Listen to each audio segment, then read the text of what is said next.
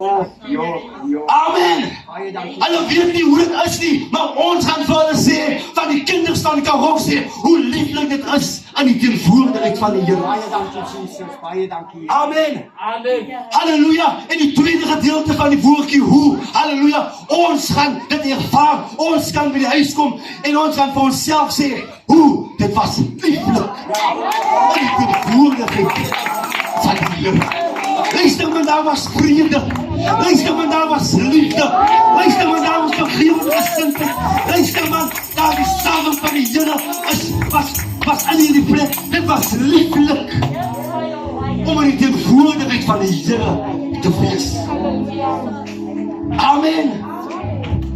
Vers 3 sê so mooi. Hy sê, my siel verlang, ja, dit smag na die voorhoofd van die Here, my hart en my vlees jubel uit tot die lewende God.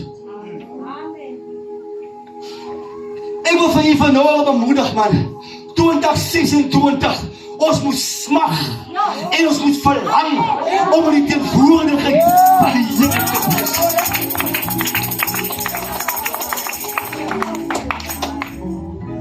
Ons vlees moet jubel en ons harte moet bly wees, weet jy om waar te wees, om in die teenwoordigheid van God te wees. Amen. Ons moet besef, God se lieflike tempel. Ons moet smag en ons moet verlang om in teenwoordigheid te wees van die Here. Ons harte moet bly wees. Amen. En weet jy wat sê die twee skrifte vir my? Wat sê dit vir my om te smag en te besef? Weet jy wat sê my pastor? Ons moet dit opdaag. Ja, amen.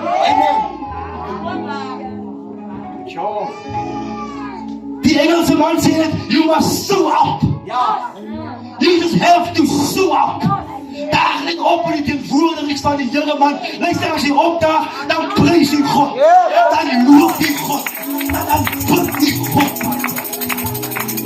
Halleluja, jy moet net opdaag.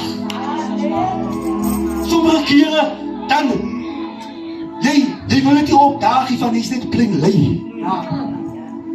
Amen. Jy is net lei, jy is sommer net lus vir die diens van vir die huis van die Here nie. Jy is net lei.